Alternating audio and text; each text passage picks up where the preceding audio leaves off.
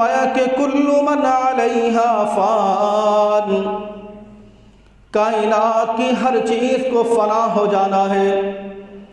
یہ مہیب آسمان اس کی کھال کو کھینچ لیا جائے گا، یہ چمکتا ہوا سورج اسے بے نور کر دیا جائے گا، یہ چاند اس کو بھی ہلاک کر دیا جائے گا، آسمانوں کی زینت یہ تارے و ستارے انہیں بھی ہلاک کر دیا جائے گا، یہ بچھی ہوئی زمین اس کے نظام کو بھی فنا کر دیا جائے گا، یہ بلند و بالا پہاڑ ان کو بھی روئی کے مانند ہواؤں میں اڑا دیا جائے گا۔ خالق کائنات فرماتے ہیں کہ اے انسان، تو اس خوش فہمی میں نہ رہنا کہ تو بچ جائے گا، بلکہ کائنات کی ہر چیز کو اللہ پاک نے فنا کرنا ہے۔ یہاں پر ایک لفظ استعمال کیا ہے کلو۔ یہ لفظ کلو تقریباً بہت ساری زبان کے اندر استعمال ہوتا ہے، اور کل کا جو ترجمہ کیا جاتا ہے وہ تمام کے کیا جاتا ہے، وہ تمام کے کیا جاتا ہے کہ یعنی کہ سارے کے سارے۔ اور اللہ رب العالمین نے بھی یہاں پر یہی بات ارشاد فرمائی کہ کل من علیہا فان، کائنات کی ہر چیز کو فنا ہو جانا ہے، تباہ و برباد ہو جانا ہے۔ یا اللہ پھر کون بچے گا؟ اللہ نے اس کا جواب بھی سورہ رحمان میں دیا، وَيَبْقَى وَجْهُ رَبِّكَ ذُو الْجَلَالِ وَالْإِكْرَامِ۔ اس کائنات کے اندر اگر کوئی بچا ہے، کوئی بچے گا تو وہ صرف اللہ رب العالمین کی ذات ہے، اللہ کے علاوہ کوئی نہیں بچ پائے گا، چاہے وہ وزیر اعظم ہو یا صدر ہو، چاہے وہ سربراہ ہو، چاہے وہ کسی بھی عہدے کا کسی بھی منصب پر فائز ہو، رب محمد کی قسم کائنات کی ہر چیز کو فنا کر دیا جائے گا، صرف اللہ رب العالمین کی ذات بچے گی۔ دلیل کیا ہے؟ جب اللہ نے فرمایا کہ کلو، ہر چیز نے فنا ہو جانا ہے، تو پھر اللہ کو بھی نعوذ باللہ فنا ہو جانا چاہیے، کیونکہ کل کے اندر اللہ بھی آ جاتے ہیں، لیکن اللہ فنا نہیں ہوں گے۔ اس کی دلیل کیا ہے؟ اللہ رب العزت فرماتے ہیں کہ اللہ لا الہ الا هو الحی القیوم، اللہ کے علاوہ کوئی الہ نہیں، اللہ کے علاوہ کوئی معبود نہیں، کوئی مسجود نہیں، کوئی خالق نہیں، کوئی مالک نہیں، کوئی رازق نہیں، کوئی داتا نہیں، کوئی مشکل کشا نہیں، کوئی بگڑیاں بنانے والا نہیں، کوئی بیماری کو شفا کے اندر تبدیل کرنے والا نہیں، کوئی عزتوں سے ذلتیں نکالنے والا نہیں، کوئی نفرتوں کو محبتوں کے اندر تبدیل کرنے والا نہیں۔ اگر رکوع کیا جائے گا، سجود کیا جائے گا، نظر کی جائے گی، صدقہ کیا جائے گا، خیرات کی جائے گی، تو وہ ایک ہے اللہ، اللہ رب العالمین کی ذات۔ اللہ نے اپنی توحید کو بیان کرنے کے بعد اپنے زندہ ہونے کی دلیل دی ہے، الحی القیوم، وہ رب العالمین زندہ ہے اور ہمیشہ زندہ رہے گا۔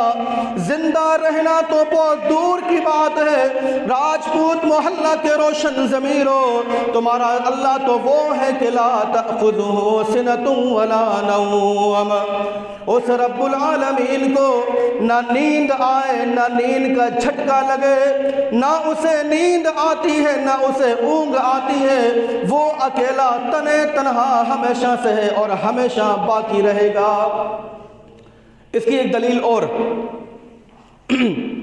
اللہ رب العالمین جب اس تمام کائنات کو فنا کر دیں گے، دنیا کی محیط چیزوں کا خاتمہ کر دیا جائے گا، یہ بلند و بالا عمارتیں، یہ بلند و بالا پہاڑ، چمکتا ہوا سورج، یہ چاند، یہ تارے، دنیا کی ہر محیط چیز کو جب خالق کائنات فنا کر دیں گے، یہاں تک کہ موت دینے والا فرشتہ، وحی لانے والا فرشتہ، سور پھونکنے والا فرشتہ، بارش کو نازل کرنے والا فرشتہ، دنیا کے اندر اللہ کے علاوہ کوئی اور نہیں بچے گا، پھر سوال ہوگا کہ این الجبارون المتکبرون۔ یہ اللہ کی زندہ ہونے کی دلیل ہے۔ جب سب کچھ فنا ہو گیا، جب سب کچھ ختم ہو گیا، اب سوال ہوگا این الجبارون المتکبرون، دنیا کے اندر ظلم کرنے والے ظالم کہاں؟ دنیا کے اندر مظلوموں کا حق مارنے والے ظالم کہاں؟ دنیا کے اندر تکبر اور غرور کی چادر اوڑھنے والے متکبر کہاں؟ آج کوئی نظر نہیں آتا ہے، آج کوئی دکھائی نہیں دیتا ہے۔ اللہ رب العالمین کے اس سوال کے بعد جواب بھی اللہ پاک دیں گے کہ لمن الملک اليوم للہ الواحد القہار، آج کے دن کس کی حکمرانی، آج کے دن کس کی بادشاہت ہے، آج کے دن پاور کس کے پاس ہے، طاقت کس کے پاس ہے؟ کیا اللہ کے علاوہ کوئی اور بھی ہے جو آج تمہیں زندہ کر سکے، تمہیں جہنم سے بچا سکے؟ اگر ہے تو سامنے لے کر آؤ، میں اس کو بھی موت عطا کر دیتا ہوں۔ امام ابن قیم رحمہ اللہ ایک آیت کی بڑی خوبصورت تفسیر کرتے ہیں، اور وہ آیت یہ ہے، ہم نماز میں پڑھتے ہیں کہ الحمدللہ رب العالمین، تمام تعریفات اللہ رب العالمین کے لیے، الرحمن الرحیم، مالک یوم الدین، مالک یوم الدین، جو روز جزا کا مالک ہے، جو حساب و کتاب کے دن کا مالک ہے۔ امام ابن قیم اس کی تفسیر کرتے ہوئے فرماتے ہیں کہ بھائی دنیا کے اندر وزیر تو کوئی بھی ہو سکتا ہے، صدر تو کوئی بھی ہو سکتا ہے، بادشاہ تو کوئی بھی ہو سکتا ہے، حکمرانی تو کسی کے پاس بھی ہو سکتی ہے، لیکن آپ کی حکمرانی 10 سال پر مشتمل، 20 سال پر مشتمل، 30 سال پر مشتمل، کوئی ایسا حاکم نہیں، کوئی ایسا بادشاہ نہیں جس نے بادشاہ کا چولا اوڑا ہو اور اس نے بادشاہ ختم نہ کی ہو۔ امام ابن قیم فرماتے ہیں یہ خاصہ اور یہ صفت صرف اور صرف اللہ رب العالمین کے ہاتھ میں ہے کہ وہ دنیا کا بھی بادشاہ اور اخروی زندگی کا بھی بادشاہ۔ اور امام ابن کثیر رحمہ اللہ اس آیت کی تشریح کرتے ہوئے ارشاد فرماتے ہیں، فرمایا کہ دنیا کی جو بادشاہت ہے، دنیا کی جو حکمرانی ہے، دنیا کی جو طاقت ہے، وہ پاور ہے، وہ ایک محدود ہے، اس کی ایک لمٹ مقرر کی گئی ہے، لیکن خالق کائنات نے کہا کہ مالک یوم الدین، اللہ اس دن کا بادشاہ ہے کہ جو دن 50,000 سال کے برابر ہوگا۔ اور یہ بات قرآن مقدس سے ثابت ہے۔ فرمایا کہ تعرج الملائکۃ والروح الیہ فی یوم کان مقدارہ 50,000 سنہ، دنیا کا دن 24 گھنٹے کا، لیکن کل قیامت کے روز محمدی مسجد کے 5 وقتہ نمازی ساتھیوں اس ذہن کو بٹھا لو، جب ہم کسی مشکل میں ہو، پریشانی میں ہو، تکلیف میں ہو، مصیبت میں ہو، آزمائش میں ہو، ٹینشن میں ہو، تو یہ 24 گھنٹے ہم سے گزرتے نہیں، یہ 24 گھنٹے گزارنا مشکل ہو جاتا ہے۔ ایک لمحے کے لیے اس بات کو ذرا سوچئے، جب دن ہی 50,000 سال کے برابر ہوگا، اللہ اکبر، نفسا نفسی کا عالم ہوگا، لوگ گناہوں کی وجہ سے اپنے پسینوں کے اندر شرابور ہو چکے ہوں گے، کوئی کسی کا نہیں، کوئی کسی کا نہیں۔ آج باپ اپنے بیٹے سے، بیٹا باپ سے، ماں بیٹی سے، بیٹی ماں سے، دوست احباب ایک دوسرے سے منہ چھپا رہے ہوں گے۔ اس دن کے بارے میں سوچو کہ وہ دن میں اور آپ کس طرح گزاریں گے۔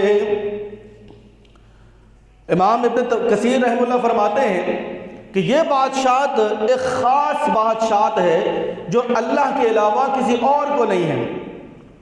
اس آیت کو بیان کرنے کے بعد سامعین محترم، میں نے انسان کا تذکرہ نہیں کیا، صرف دنیا کی جو محیط ترین چیزیں ہیں، جو بڑی بڑی چیزیں ہیں، جہاں تک انسان کی سوچ، انسان کی طاقت نہیں پہنچ سکتی ہے، اللہ نے اس کو گرانے کی، بلکہ ایک اور جگہ فرمایا کہ کل شیء ہالک، دنیا کے اندر جتنی بھی چیزیں ہیں ان سب کو ہلاک ہو جانا ہے۔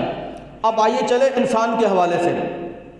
خالق کائنات نے فرمایا کہ تبارک الذی بیدہ الملک وہو علی کل شیء قدیر، الذی خلق الموت والحیات لیبلوکم ایکم احسن عملا۔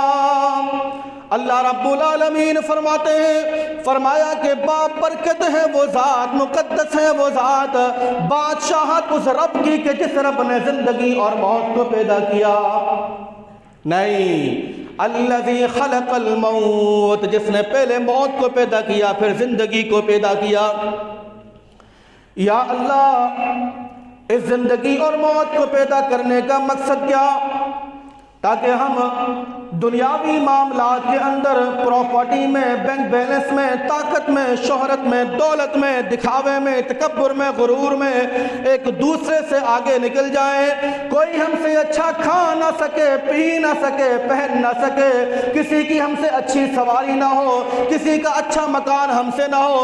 نہیں نہیں، قطعی نہیں۔ اللہ نے اس کا جواب دیا، لِيَبْلُوَكُمْ أَيُّكُمْ أَحْسَنُ عَمَلًا۔ اللہ نے موت کا سیٹ اپ اس وجہ سے رکھا ہے، امیر پر بھی آئے، غریب پر بھی آئے، مقیم پر بھی آئے، مسافر پر بھی آئے، بادشاہ پر بھی آئے، غریب پر بھی آئے، دنیا کے ہر انسان پر اللہ رب العزت نے موت کے سیٹ اپ کو رکھا ہے۔ وہ اس وجہ سے تاکہ لیبلوکم ایکم احسن عملا، اللہ یہ دیکھ سکے کہ تم میں اچھے اعمال کرنے والا کون، تم میں ریاکار کون، تم میں مخلص کون، تم میں متقی کون، تم میں پرہیزگار کون ہے، تاکہ اللہ یہ دیکھ سکے کہ تم میں اچھے اعمال کرنے والا کون۔ اللہ رب العزت نے اسی لیے موت کے نظام کو پیدا کیا ہے۔ ظالم ہمیشہ ظلم نہیں کر سکتا، متکبر ہمیشہ تکبر نہیں کر سکتا ہے، ایک نہ ایک دن اس کے ظلم کو، اس کے تکبر کو زوال کے اندر تبدیل کر دیا جائے گا۔ خالق کائنات نے فرمایا کہ کل نفس ذائقۃ الموت، کوئی وڈیرا یہ نہ سوچے کہ میرے پاس چودراہٹ ہے تو موت نہیں آئے گی، کوئی وزیر یہ نہ سوچے کہ میرے پاس وزارت ہے تو موت نہیں آئے گی، کوئی صدر یہ نہ سوچے کہ میرے پاس تو صدارت ہے موت نہیں آئے گی، کوئی مالدار یہ نہ سوچے کہ میرا بینک بیلنس تو بہت وسیع ہے موت نہیں آئے گی۔ اللہ رب العزت فرماتے ہیں، فرمایا کہ کل نفس ذائقۃ الموت، ہر نفس نے موت کے ذائقے کو چکھنا ہے، چاہے وہ چھوٹا ہو یا بڑا ہو، مرد ہو یا عورت ہو، امیر ہو یا غریب ہو، فقیر ہو یا مسکین ہو۔ فرمایا کہ ہر انسان نے موت کے ذائقے کو ضرور بالضرور چکھنا ہے، چاہے تم خوشی کے ساتھ چکھو یا تم زبردستی چکھائے جاؤ، چکھنا برحال میں ہے۔ ایک حدیث بیان کر دیتا ہوں، اللہ کے رسول علیہ السلام فرماتے ہیں، فرمایا کہ دنیا کے اندر سیاہکار، خطاکار، گناہگار، اللہ کا نافرمان، جب اس کا قریب الموت ہوتا ہے، مرنے کا وقت ہوتا ہے، تو فرشتے کالے لباس کے اندر گز اٹھائے ہوئے، ہتھوڑے اٹھائے ہوئے، اپنے ناخنوں کو زمین کی چھاتی کو چیرتے ہوئے اس بندے کے پاس آتے ہیں، لیکن یہ روح اس جسم کا ساتھ چھوڑنا نہیں چاہتی، لیکن یہ انسان اس دنیا سے جانا نہیں چاہتا۔ وہ فرشتے کہتے ہیں کہ اے ناپاک روح، اس ناپاک جسم سے نکلو اور ہمارے ساتھ چلو۔ اللہ اکبر۔ جس طرح ململ کا کپڑا کانٹوں کا ساتھ نہیں چھوڑتا، ململ کے کپڑے کو کانٹوں سے اس طرح جدا کیا جاتا ہے، وہ کپڑا پھٹ پھٹ کر نکلتا ہے، زخمی حالت میں نکلتا ہے، لیکن کانٹوں کے دامن کو چھوڑنے کے لیے تیار نہیں ہوتا۔ گبول ٹون کے روشن ضمیروں، مرنے سے پہلے اچھے اعمال کر لو، اخلاص پر مبنی اعمال کر لو، ریاکاری سے توبہ کر لو، تکبر سے اپنے آپ کو آزاد کر لو، اپنے آپ کو گناہوں سے بچا لو۔ رب محمد کی قسم ہے، اس روح کو اس جسم سے اس طرح نکالا جاتا ہے کہ جس طرح ململ کے کپڑے کو کانٹے دار جھاڑیوں سے جدا کیا جاتا ہے۔ انتہائی تکلیف کے بعد جسم کو پھاڑ پھاڑ کر روح کو باہر نکالا جاتا ہے، اور روح چیختی ہے، چلاتی ہے کہ مجھے نہ لے کر جاؤ، لیکن فرشتے سنتے نہیں، زبردستی لے کر جاتے ہیں۔ پھر اسی گنہگار کو جب قبر کے اندر دفنا دیا جاتا ہے، مٹی ڈال دی جاتی ہے، عوام واپسی آ جاتی ہے، فرشتے اسے اٹھاتے ہیں اور سوال کرتے ہیں کہ من ربک ما دینک من نبیک۔ ان سوالوں کے جواب میں یہ کہتا ہے کہ مجھے نہیں پتا، انا لا ادری، ہاں ہوں میں نہیں جانتا۔ ایک لطیفہ بھی کہا جاتا ہے نا اس حوالے سے کہ بھائی وہ اگر قبر کے تینوں سوالوں کے جواب دینے نا تو دنیا کے اندر تھوڑی بہت عربی سیکھ لو، اگر زیادہ عربی نہیں بھی سیکھتے تو کم سے کم ان 3 سوالوں کے جواب سیکھ کر جاؤ۔ من ربک، تمہارا رب کون ہے؟ اللہ ہے۔ من نبیک، نبی کون ہے جی؟ نبی محمد۔ اور ما دینوں کا دین کیا ہے؟ اسلام۔ یہ مولوی طبقہ کہتا ہے کہ بھائی اس کو ان 3 سوالوں کو نا یاد کر کے جاؤ، قبر میں کام آئیں گے۔ لیکن محمدی مسجد کے روشن ضمیروں، قبر کے سوالات کا جواب دینے کے لیے عربی کا آنا ضروری نہیں۔ یہ ضروری نہیں کہ تم دنیا کے اندر عالم بنو، مفتی بنو، قاری بنو، فقہا بنو۔ یہ ضروری نہیں کہ تمہیں قبر کے سوال کے جواب اس وقت تک نہیں آئیں گے جب تک کہ تم عربی نہ سیکھ چکو، ایسا ہرگز نہیں، بلکہ دنیا کے اندر اگر تمہارے اعمال اچھے ہیں، اخلاص پر مبنی ہیں، اس میں ریاکاری نہیں ہے، تم میں غرور نہیں ہے، تکبر نہیں ہے، زبان میں مٹھاس ہے، اخلاق تمہارا اچھا ہے، مزاج میں نرمی ہے، لوگوں سے محبت سے پیش آتے ہو، تو ان سوالوں کے جواب تم دنیا کے اندر تمہیں یاد کر کے جانے کی ضرورت نہیں ہے۔ اللہ پاک تمہاری عبادت کی وجہ سے، تمہارے اعمالوں کی وجہ سے، تمہارے اخلاص کی وجہ سے اللہ پاک تمہیں ان سوالوں کے جواب یاد کروا دے گا۔ اور جب یہ سوالوں کے جواب نہیں دے پائے گا، محمدی مسجد کے روشن ضمیروں مجھے معاف کرنا، اگر ان سوالوں کے جواب کوئی بندہ نہیں دے پایا، اللہ کے رسول کی یہ حدیث مبارکہ ہے، اللہ رب العالمین کی اجازت سے جنت کو قریب لایا جاتا ہے، اور اس سیاہ کار کو، گنہگار کو، نافرمان کو، اس اللہ کے باغی کو، اللہ کے دشمن کو جنت کا نظارہ کروایا جاتا ہے، وہاں کے عیش و آرام دکھائے جاتے ہیں، وہاں کی سہولیات کو دکھائی جاتی ہیں، وہاں کی لذتوں کو محسوس کروایا جاتا ہے۔ دکھانے کے بعد فرشتے کہتے ہیں کہ اے فلاں بن فلاں، تیرے لیے نام مبارک ہو، اللہ پاک نے اس جنت سے تجھے محروم کر دیا ہے۔ آئے ہائے کیسا مقام ہوگا، شرمندگی کا مقام ہوگا، ڈوبنے کا مقام ہوگا، ذلت چھائی ہوئی ہوگی اگر اللہ رب العزت اس جنت کو ہم سے محروم کر دے۔ اور پھر اسی گنہگار کو اللہ رب العالمین کی اجازت سے جہنم کو قریب لایا جائے گا، وہاں کی سختی دکھائی جائے گی، وہاں کی آگ دکھائی جائے گی، وہاں کی نار دکھائی جائے گی، وہاں کی عذابات کی جھلک دکھائی جائے گی، وہاں کی تکلیفوں کا سامنا کروایا جائے گا۔ ہائے افسوس، پھر کہا جائے گا کہ فلاں بن فلاں مبارک ہو، اللہ رب العزت نے اس جہنم کو تیرا مسکن بنا دیا ہے، مبارک ہو اللہ نے اس جہنم کو تیرا مسکن بنا دیا ہے۔ لیکن اس کے مقابلے میں دنیا کے اندر چھپ چھپ کر اچھے اعمال کرنے والے، نیک عمل کرنے والے، کسی کو بتائے بغیر اللہ رب العالمین کے سامنے گڑ گڑانے والے، رونے والے، اللہ اکبر، رات کی تنہائیوں میں اٹھ کر اللہ کے سامنے کھڑے ہو کر رونے والے، اللہ کو بے تحاشا سجدے کرنے والے، اللہ کو منانے والے، اللہ سے ملاقات کی آرزو رکھنے والے، جب دنیا فانی سے جانے لگتے ہیں تو فرشتے سفید لباس کے اندر خوشبو لگائے ہوئے، معطر کیے ہوئے جس آدمی کے پاس آئیں گے، لیکن یہ روح جانے میں جلدی کرے گی، جلدی جلدی نکل جاؤ، لیکن فرشتے اب یہاں پر روح اور جسم کا مغالطہ شروع ہو جائے گا، جسم روک رہا ہے لیکن روح جانا چاہ رہی ہے، فرشتے بھی بڑے معطر ہو کر آئے ہیں، آ کر کہا جاتا ہے کہ اے پاک روح اس پاک جسم سے باہر آ جا، اے پاک روح اس پاک جسم سے آ جا، اللہ پاک نے تیرے لیے مسکن رکھے ہوئے ہیں، محلات رکھے ہوئے ہیں۔ اور جب اسی انسان کو قبر میں دفنایا جاتا ہے، فرشتے اس کے پاس بھی حاضر، سوال کیا جاتا ہے کہ مر ربک، تیرا رب کون؟ اگرچہ یہ دنیا کے اندر ڈاکٹر تھا، پروفیسر تھا، انجینئر تھا، لیکن اس کے اعمال اچھے تھے۔ اگرچہ دنیا کے اندر یہ ایک غریب ناتواں انسان تھا، لیکن اس کے اعمال اچھے تھے، لوگوں کو دھوکہ نہیں دیتا تھا، فراڈ نہیں کرتا تھا، ناپ تول میں کمی پیشی نہیں کیا کرتا تھا، اس نے اخلاق سے ملتا تھا، اللہ کے حقوق کو بھی یہ پورا کرتا اور اس کے بندوں کے حق بھی ادا کیا کرتا تھا۔ یہ مولوی نہیں تھا، یہ قاری نہیں تھا، یہ عالم نہیں تھا، یہ فاضل نہیں تھا، عربی سے نابلد تھا، لیکن اللہ اور اس کے رسول کے احکام پر زندگی کو بسر کیا کرتا تھا۔ سوال کیا جائے گا کہ مر ربک، تیرا رب کون؟ جواب ہوگا کہ ربی اللہ، میرا رب اللہ۔ من نبیک، تیرا نبی کون؟ نبی محمد صلی اللہ علیہ وسلم۔ ما دینک، دین کیا؟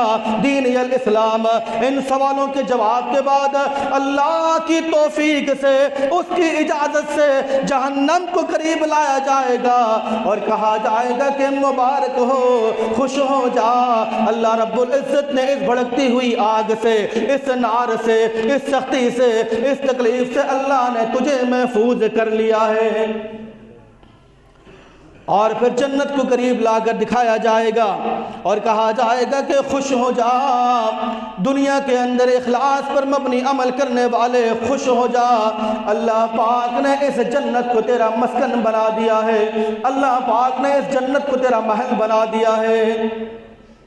اب اس کنڈیشن کے اندر حدیث ہمیں یہ بتاتی ہے، جب یہ مرنے والا ان نظاروں کو دیکھے گا، ان نظاروں کو دیکھنے کے بعد فرشتوں سے کہے گا، اے فرشتوں تھوڑا سا تو ٹائم دے دو، تھوڑی سی اجازت دے دو، تھوڑی سی مہلت دے دو، تاکہ میں جا کر اپنے گھر والوں کی اصلاح کر سکوں، تاکہ میں جا کر اپنے گھر والوں کو بتا سکوں، میری بہنیں، میری مائیں جو نماز کی پابند نہیں ہیں ان کو جا کر بتا سکوں، میری بہنیں جو پردے کی پابند نہیں ہیں ان کو جا کے بتا سکوں، میرے گھر کے اندر جو کمی ہے، غلطیاں ہیں، کوتاہیاں ہیں، میں جا کر ان کی اصلاح کر سکوں، تھوڑا سا مجھے ٹائم دے دو۔ لیکن فرشتے کہیں گے یہاں سے اب جانے کی اجازت نہیں ہے، آنے کے 100 راستے لیکن جانے کا کوئی راستہ نہیں ہے، سو جا اس طرح جس طرح دلہن سو جایا کرتی ہے، اور اس دلہن کو سوائے اس کے شوہر کے کوئی اور ہاتھ نہیں لگاتا، تو بھی اسی طرح سو جا، جب تیری آنکھ کھلے گی تو تیرا مسکن جنت ہوگا۔ فرمایا کہ کل نفس ذائقۃ الموت، ہر ذی روح نے، ہر انسان نے موت کے ذائقے کو چکھنا ہے۔ بس ایک چھوٹی سی آیت سنا کر اپنی بات کو ختم کرتا ہوں، زندگی نے ساتھ دیا تو پھر انشاءاللہ آئندہ جو میں اس کا بقیہ حصہ، موت کا سیٹ اپ اور زندگی کا سیٹ اپ کیوں رکھا؟ تاکہ ہم اچھے اعمال کر سکیں، تاکہ ہماری قبر اچھی ہو، ہماری آخرت اچھی ہو، اور آخرت کی جو گھڑیاں ہیں وہ ہم پر آسانی کے ساتھ گزریں۔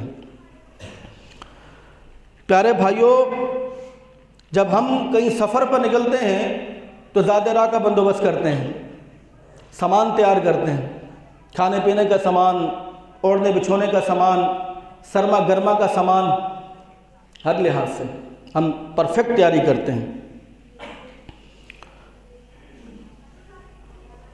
آخرت کی کیا تیاری کی ہے؟ اپنے آپ سے پوچھیں، آخرت کی کیا تیاری کی ہے؟ آخرت کی، جہاں سے واپسی آنا ہی نہیں ہے، جہاں سے پلٹنا ہی نہیں ہے، اس کی کیا تیاری ہے؟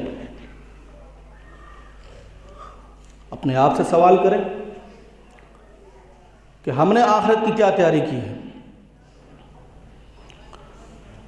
اللہ رب العالمین سورہ حشر کے آخر میں بیان کرتے ہیں، تاکہ کل قیامت کے روز کوئی انسان اللہ کے سامنے یہ دعویٰ نہ کر سکے کہ یا اللہ تو نے مجھے بتایا نہیں، سمجھایا نہیں۔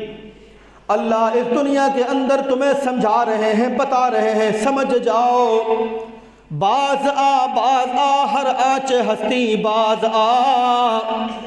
اللہ رب العالمین دنیا کے اندر سمجھا رہے ہیں لیکن مرنے کے بعد آنکھیں بند ہو جانے کے بعد کوئی سمجھانے والا نہیں، کوئی بتانے والا نہیں۔ فرمایا کہ یا ایھا الذین آمنوا اتقوا اللہ ولتنظر نفس ما قدمت لغد واتقوا اللہ۔ اللہ رب العالمین فرماتے ہیں کہ اے ایمان والو، اپنی دانش کی آنکھیں کھولو، اپنے سینے کو چوڑا کرو، اپنی ساری عقل اس بات پر مرکوز کر دو کہ اس نے قبر کی کیا تیاری کی ہے، آخرت کی کیا تیاری کی ہے۔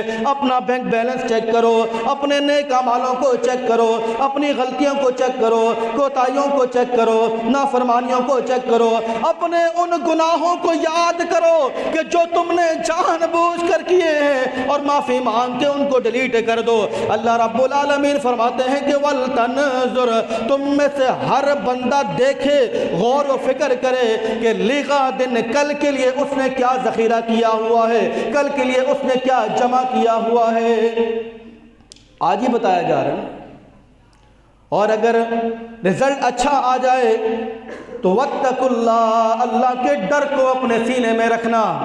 ان اللہ خبیر بما تعملون، تم اللہ سے کچھ چھپا نہیں سکتے، چاہے تمہارا گناہ اندھیروں کی کال کوٹھیوں میں کیا ہو، رات کے تاریخیوں میں کیا ہو، تم اللہ سے چھپا نہیں سکتے۔ اللہ تمہارے ہر عمل سے، چاہے وہ اخلاص پر مبنی ہو یا ریاکاری پر مبنی ہو، چاہے وہ ظلم کے دائرے میں آتا ہو یا جبر کے دائرے میں آتا ہو، چاہے تم نے وہ سر عام کیا ہو یا تنہائیوں میں کیا ہو، واللہ خبیر بما تعملون، اللہ تمہارے ہر عمل سے واقف ہے۔